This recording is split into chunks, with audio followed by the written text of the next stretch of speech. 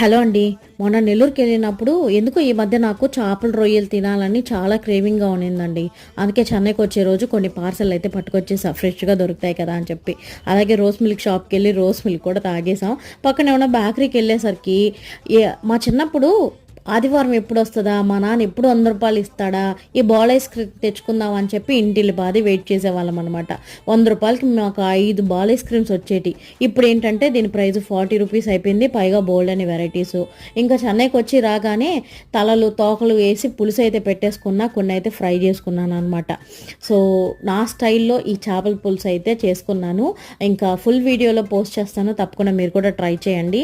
Final touch ఇవ్వాలంటే మెంతుల పొడి ఎయ్యాల్సిందేనండి. సో, కొద్దిగా కొత్తిమీర కూడా వేసేసి చేపల పులుసునైతే ఫినిష్ చేసేసుకున్నా. ఎలాగో రొయ్యలు తెచ్చుకున్నాను కదా! దాన్ని కూడా కొద్దిగా ఎగురు పెట్టేసుకున్నాననమాట. మా వాళ్ళు ఎలాగో తినరు కాబట్టి చికెన్ వండేసా. వీడియో ఎలా అనిపించిందో కామెంట్ చేసేసేయండి.